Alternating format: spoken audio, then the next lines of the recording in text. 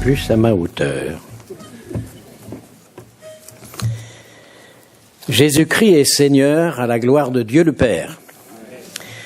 C'est ce que nous rappelle l'Écriture, et un peu plus loin, il est dit que quand toutes choses ont été soumises au Fils, lui-même sera soumis au Père.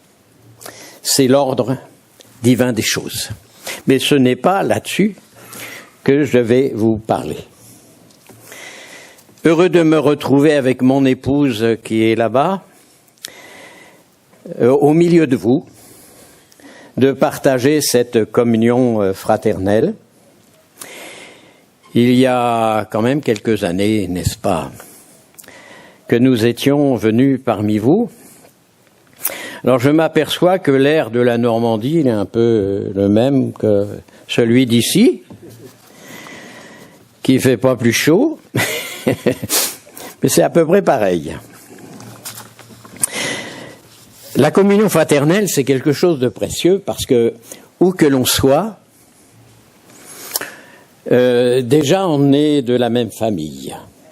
On sent que le courant passe et nous savons que ce courant-là, c'est celui de l'Esprit Saint. Alors quand il y a un pasteur de passage, il y a une réflexion récurrente. Et quel âge peut-il avoir?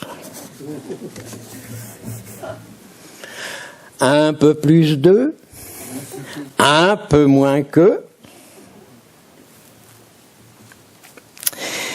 Et c'est très scabreux, vous savez, que de demander aux personnes quel âge vous me donnez. Parce que s'ils donnent, mettons, 10 ans de moins, on est un peu content, mais imaginez qu'on donne 10 ans de plus, alors ça fait pas tout à fait le même effet. Alors pour vous renseigner, je vous dirai que j'ai 1 an de plus que mon épouse.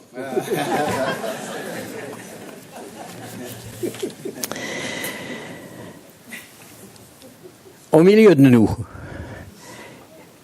quels sont ceux qui sont vieux et quels sont ceux qui sont jeunes? Alors ça aussi, c'est une question un peu ambiguë, n'est-ce pas? Parce que on peut vouloir paraître plus jeune qu'on est quand on commence à avoir de l'âge, puis quand on est un peu jeune, n'est-ce pas, on voudrait se vieillir un peu. Voyez-vous, si on pose la question à un adolescent, dis quel âge a ton prof d'histoire? Oh, il est vieux. Ah, quel âge a-t-il? Au moins 40 ans. Mais si on demande au prof d'histoire quel âge il a, et sûrement à 40 ans, il ne dira pas qu'il est vieux. Hein. Alors c'est vrai que notre estimation de l'âge, c'est un peu ambigu. Mais peu importe. Hein.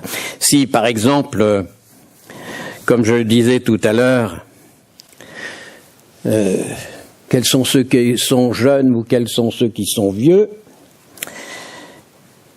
chacun s'estimera d'après sa propre réflexion des choses.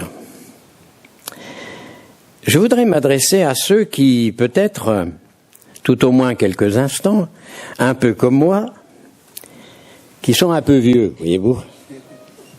Seulement un peu. Et vous savez ce qu'on dit quand on commence à avoir de la bouteille? Enfin, de l'âge. On se dit, finalement, je ne suis pas si vieux que ça parce qu'il y a l'éternité devant nous. Mais c'est vrai. C'est vrai. Et quelques mots à celles et ceux qui ont un peu d'âge au milieu de nous. Je voudrais vous dire que vous n'êtes pas l'Église finissante, mais que vous êtes un glorieux potentiel d'expérience et de foi dont l'Église a besoin. Et ne dites pas, maintenant que je suis vieux, je suis bon à rien. Ça, c'est pas vrai. Enfin, tout au moins, dans l'expérience spirituelle des choses, parce que c'est vrai que dans l'Évangile, Jésus nous dit que quand vous avez fait quelque chose en mon nom, considérez-vous comme des serviteurs inutiles. Je vous dirai peut-être, entre parenthèses, le sens exact du mot traduit par inutile. Le traducteur n'a pas voulu être trop méchant, mais en fait, considérez-vous comme des bons à rien. Alors, évidemment, ce n'est pas que le Seigneur nous méprise, mais il nous fait ressortir que nos moyens à nous sont très limités. Mais que tout ce que nous pouvons faire et que nous faisons par son esprit, alors ça devient quelque chose d'utile. Alors, mes sœurs et mes frères, soyez donc heureux de pouvoir être au milieu du peuple de Dieu, vous qui avez de l'âge, cette bénédiction pour les plus jeunes. Et les plus jeunes, soyez réjouis d'avoir des vieux au milieu de vous. Et nous, qui avons de l'âge, il est évident que il faut que nous comprenions que nous sommes vraiment une bénédiction pour les autres, quel que soit notre âge. Alors c'est pour ça que quand on est vieux, on ne devient pas inutile. Dis, mon pauvre frère, si vous saviez, je ne peux plus remuer. Mais on ne sert pas le Seigneur seulement parce qu'on peut faire les choses physiquement. Mais la dimension de notre vie intérieure, à travers la prière, l'intercession, c'est un rôle et une fonction extrêmement importante que le Seigneur nous a donnée. J'ai connu quelques frères et sœurs très âgés. Évidemment, leur potentiel physique était très diminué, mais leur potentiel spirituel, je ne dirais pas qu'il était intact, je dirais qu'il s'était épanoui, affermi à travers les années. Paul, au soir de sa vie, va dire ceci, et je vous invite à regarder dans 2 Timothée chapitre 4, versets 7 et 8. Il dit ceci: « J'ai combattu le bon combat, j'ai achevé la course, j'ai gardé la foi. Désormais, la couronne de justice m'est réservée. Le Seigneur, le juste juge, me la donnera dans ce jour-là, non seulement à moi, mais encore à tous ceux qui auront aimé son avènement. » Il dit, j'ai combattu le bon combat.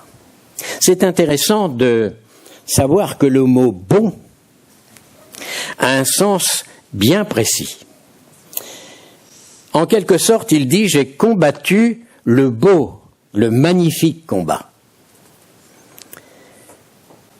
Et ce combat qu'il a combattu, et quand il dit qu'il est magnifique, on pourrait dire que c'est bien à travers des circonstances bien difficiles, comme des moments plus heureux, qu'il a combattu ce combat.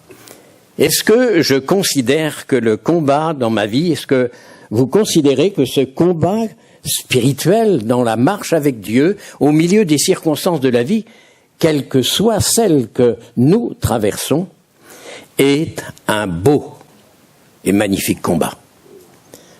Parce que c'est celui auquel Dieu nous a associés. Nous sommes avec lui, et lui avec nous dans ce combat.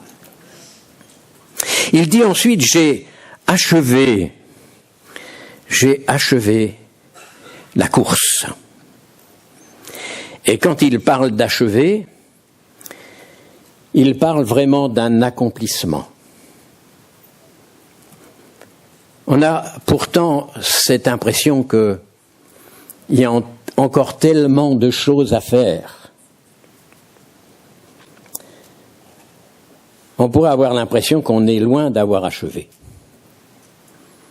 Mais quand on considère ce que Dieu a pu nous confier personnellement, le Seigneur ne nous a pas demandé d'accomplir le travail de tout le monde, mais il nous a confié des choses, un plan pour notre vie, et c'est celui-là, pas celui de l'autre, mais c'est pourtant avec l'autre, mais c'est ce combat-là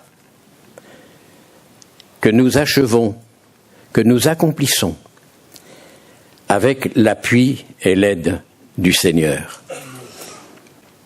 Et il dit, j'ai gardé la foi. Il n'a pas essayé de s'y accrocher, voyez-vous.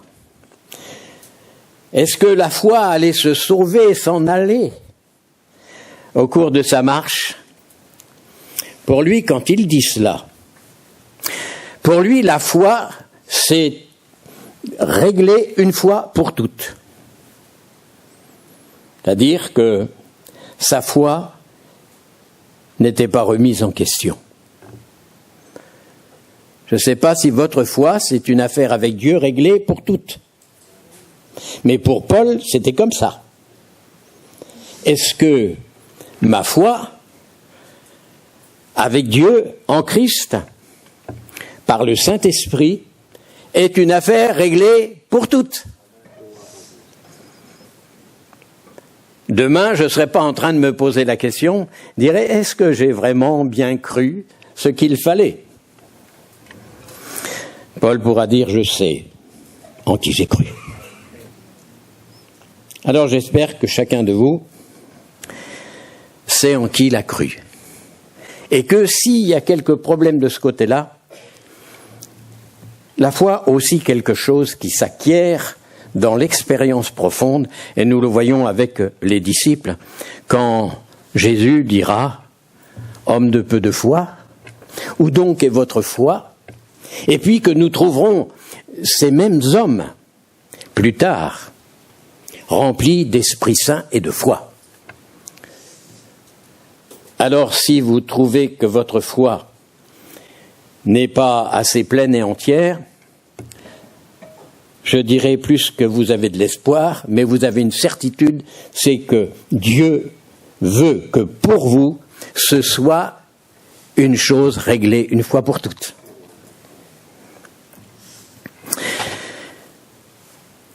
Donc, il s'agit donc, voilà, quelque chose de plus que seulement de croire que on croit en Jésus, voyez-vous. Avez-vous la foi? Oui, je crois en Jésus. Avez-vous la foi? Oui, je crois en Dieu. Mais c'est beaucoup plus que cela, voyez-vous. Régler l'affaire une fois pour toutes. Désormais, dit-il, désormais, voilà. Cette assurance pour le futur, la couronne de justice m'est réservée. Désormais, oui, désormais, la couronne de justice nous est réservée à nous qui avons placé notre foi en Christ et qui nous a amenés à Dieu le Père. Désormais, notre avenir, nous le connaissons, enfin, pas les détails, mais nous savons où nous allons. Nous ne nous posons plus la question, puisque le Seigneur l'a réglé en nous donnant suffisamment d'indications pour savoir qu'il a tout fait pour qu'un jour, nous puissions être avec lui pour toujours. Alors, Paul dit, j'ai combattu le bon combat, ce magnifique combat. Et il dira dans l'épître aux Philippiens, au chapitre 4, versets 11 à 14, ceci. Il dira, ce n'est pas en vue de mes besoins que je dis cela, et écoutons bien ce qu'il dit. Car j'ai appris à être content de l'état où je me trouve. Je sais vivre dans l'humiliation et je sais vivre dans l'abondance. En tout et partout, j'ai appris à être rassasié, à avoir faim, à être dans l'abondance, être dans la disette.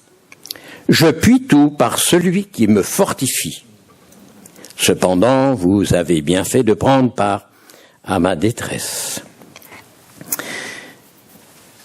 L'apôtre dit, j'ai appris. Ensuite, il dit, je sais. Et puis en dernier, il dit, je puis, je peux. J'ai appris, je sais, je peux. Vous savez, des fois, quand on est un jeune garçon, une jeune petite fille, on a l'impression de savoir sans avoir eu besoin d'apprendre. On veut leur expliquer quelque chose. Je sais. Ah oui, mais Paul dit, j'ai appris. Et ensuite, il dit, je sais. Et dans son expérience, après, il dit, je peux tout. C'est aussi notre expérience en Christ. Mais voyez-vous, des fois, on ne sait pas trop comment on apprend. Alors, je voudrais regarder un peu avec vous comment Paul a appris. Alors, quand il dit « j'ai appris à être content », et il ne disait pas à travers ses épreuves « je suis content », il ne faisait pas de l'autosuggestion. Mais quand il dit « j'ai appris à être content », il dit exactement ceci. J'ai appris à être adapté et heureux, content de la situation où je me trouve. Ce qui nous montre quelque chose d'important, c'est qu'à travers les circonstances de la vie, nous apprenons à nous adapter, à triompher, à affronter les circonstances. Nous apprenons. Les circonstances de la vie, des fois on se dit, pourquoi ça m'arrive ? Seigneur, qu'est-ce que j'ai fait ? Certains vont dire même, qu'est-ce que j'ai fait au bon Dieu pour que ça m'arrive ? Bon, je sais que ça ne se dit pas au milieu de nous, mais on ne sait jamais.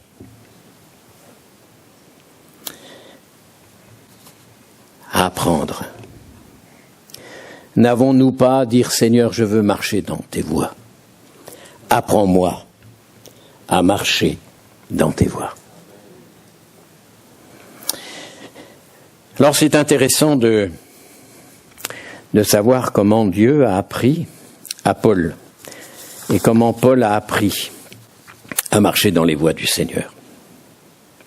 Vous savez que quand Paul, c'est d'ailleurs à l'époque, il s'appelait Saul de Tarse,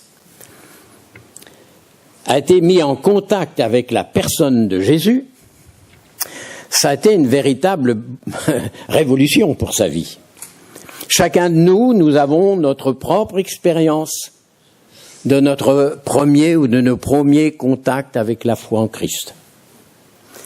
Pour Paul, qui était un adversaire des chrétiens, qui rejetait absolument Jésus-Christ, quand Jésus s'est révélé à lui, ça a été brutal. Il fut précipité à terre, je passe sur les détails que vous connaissez aussi bien que moi.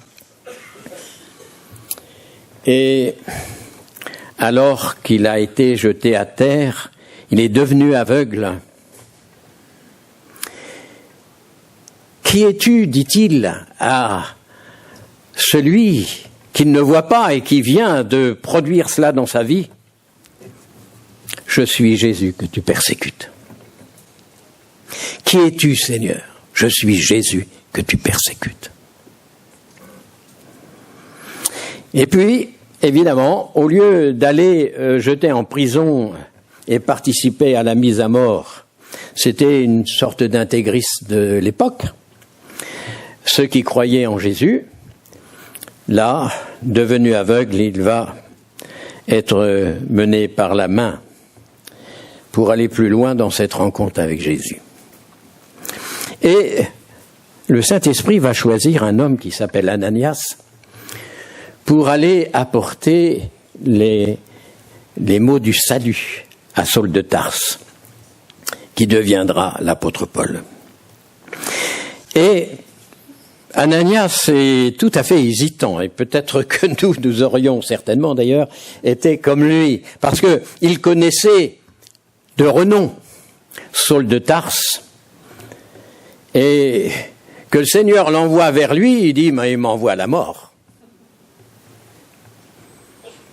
Et le Saint-Esprit va révéler à Ananias, dit, cet homme-là, je l'ai choisi.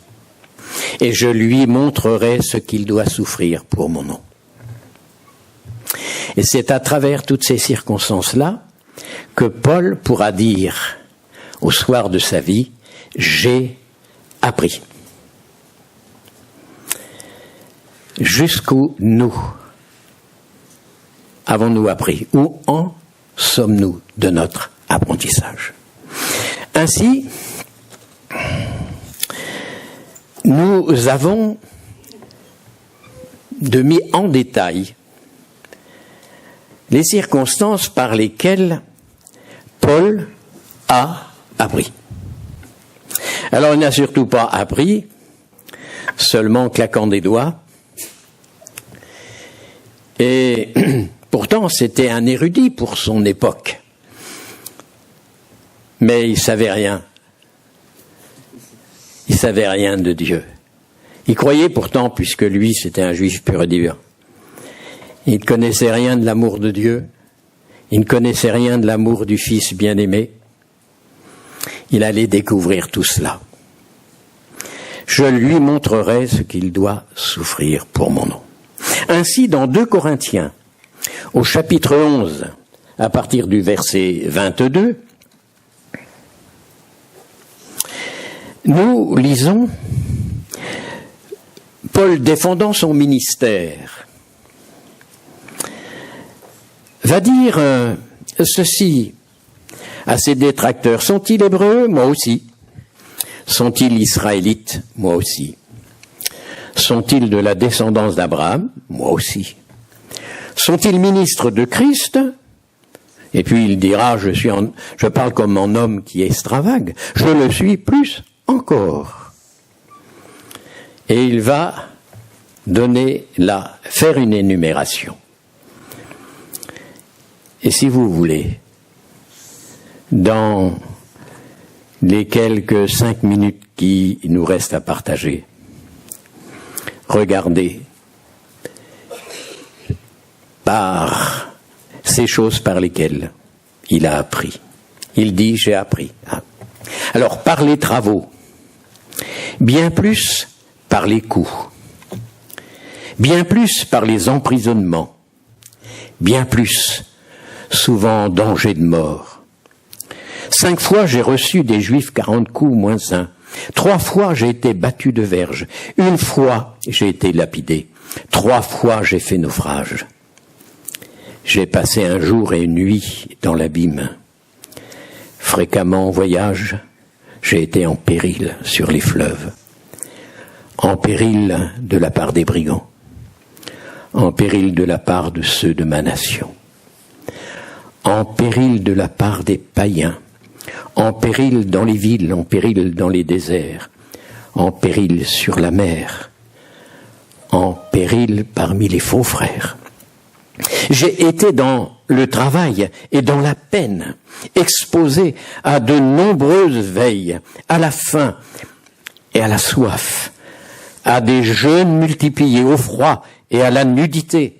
Et sans parler d'autre chose, je suis assiégé chaque jour par les soucis que me donnent toutes les églises. Qui est faible que je ne sois faible? Qui vient à tomber que je ne brûle? Ben oui, s'il y en avait eu un qui puisse lâcher prise et sombrer en ayant traversé tout cela, c'était quand même bien lui. Mais ils disent, il faut se glorifier, c'est de ma faiblesse que je me glorifierai. Il a appris. Voilà les choses à travers lesquelles il a appris à être adapté. Et mes sœurs et mes frères, quelles que soient les choses que vous et moi, nous avons traversées et que nous traversons encore,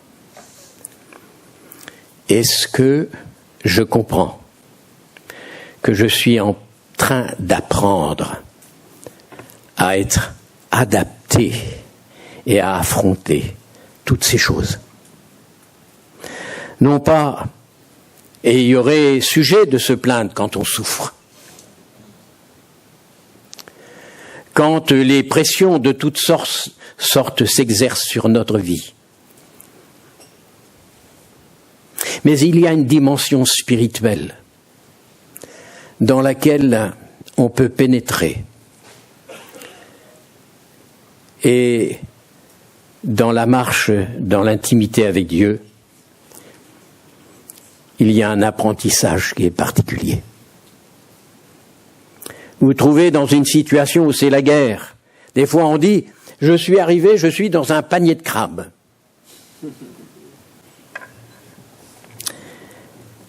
Et si c'était aussi pour t'apprendre à être adapté et pleinement accompli et satisfait dans cette expérience.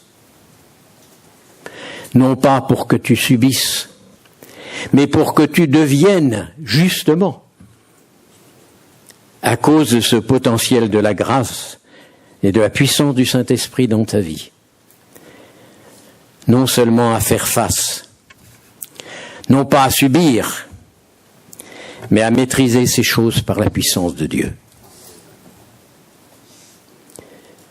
On pourrait dire c'est impossible. Humainement, c'est impossible. Oui, certainement.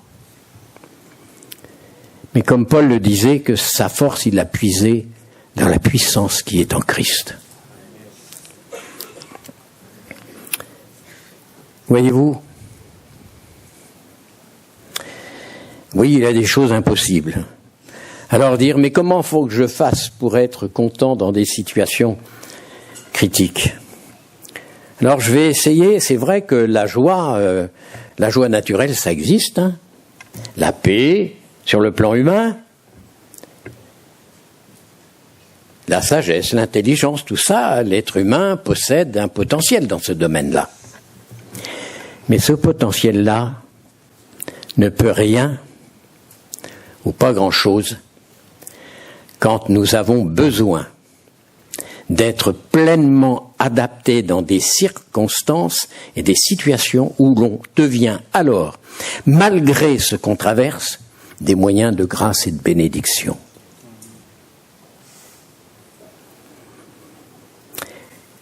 Jésus dit dans l'Évangile ceci: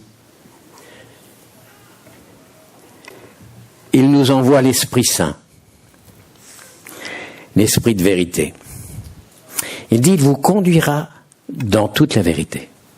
Il ajoute ceci: il prendra de ce qui est à moi et vous le donnera. Dans les épîtres, il est question de ce qui est appelé le fruit de l'Esprit. Ce mot fruit qui veut dire résultat de l'action de la présence du Saint-Esprit. Il dit, c'est la paix, la joie, la patience. Mais c'est pas la même paix, la même joie que celle qu'on a. Avec ma joie, je peux me satisfaire et être heureux dans certaines situations. Mais cette joie et cette paix-là, elle est battue en brèche quand des circonstances viennent m'agresser. C'est donc avec la joie d'en haut, le fruit de l'esprit, que le Saint-Esprit a pour rôle de prendre en Jésus et de mettre en moi. Je peux avoir la joie de Dieu, parce que cette joie-là a été prise dans la personne de Christ, par le Saint-Esprit. Elle m'est donnée. Comme ça, je peux avoir cette joie-là. Et c'est vrai pour les autres qualités. Il prendra de ce qui est à moi et vous le donnera. C'est avec cette dimension de l'action du Saint-Esprit dans notre vie que nous pouvons non seulement avancer, pas nous en sortir tant bien que mal, mais entrer dans cette dimension de la victoire qui est en Christ. On n'est pas béni seulement parce qu'on n'est jamais malade. On n'est pas béni non seulement parce qu'on a de l'argent réussi.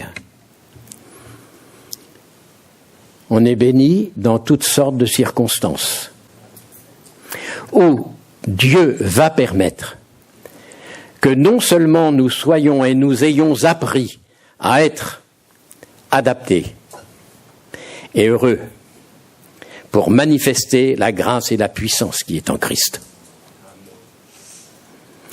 Paul disait, j'ai appris, je sais, et oui, après avoir appris, on sait. Est-ce que je sais? Je sais, parce que les circonstances de la vie m'ont parfois poussé dans mes retranchements, où là, c'est seulement l'Esprit de Dieu qui prenait la force qui était en Jésus et la mettait dans ma vie. C'est seulement l'Esprit de Dieu qui a éclairé ma vie intérieure. Ou non pas seulement l'intelligence humaine, mais celle qui vient de Dieu, qui est prise en Jésus et qui nous est donnée. J'ai appris, je sais. Et comme Paul, je redis, et nous redisons, je sais en qui j'ai cru. Et il dit, je peux tout. Je peux tout, dit-il. Est-ce que c'est de la prétention? Non, pas du tout. Il dit, je peux tout par celui qui me fortifie. Dieu est glorieux dans notre vie, mes sœurs et mes frères.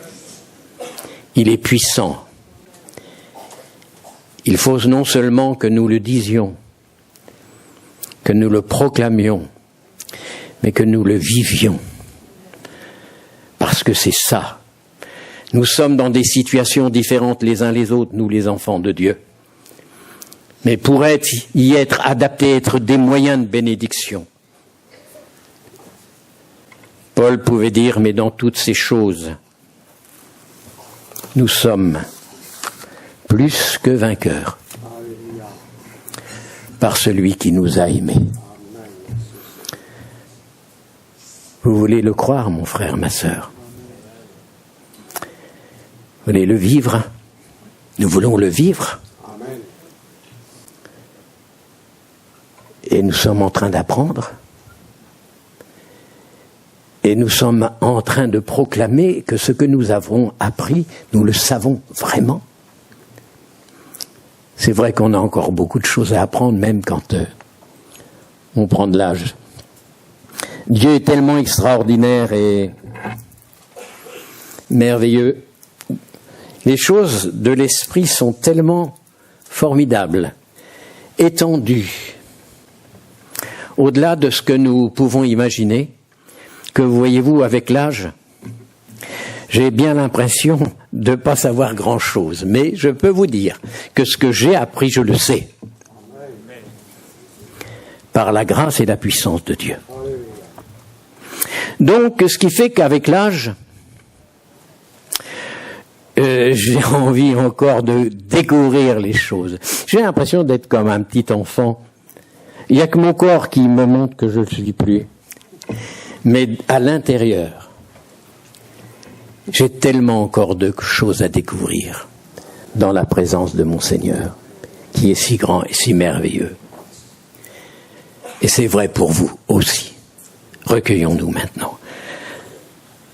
Ô notre bon Père céleste, tu nous as donné ton Fils bien-aimé Jésus-Christ. Et lui a pu dire, non pas ce que je veux, mais ce que tu veux.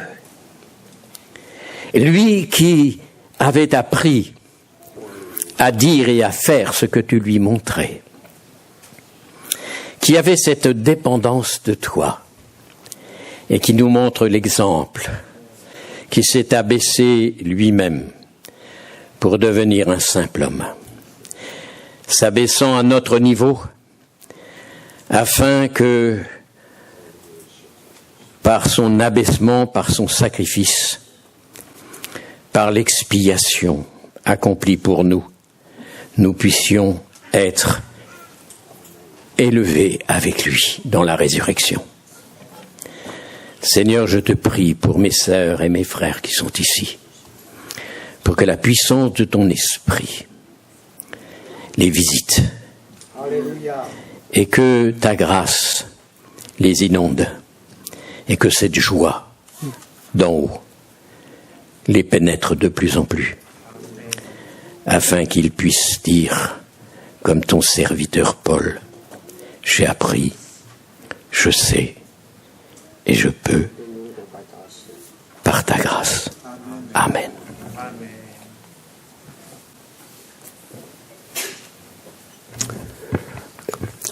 Merci à notre frère pour la parole de Dieu.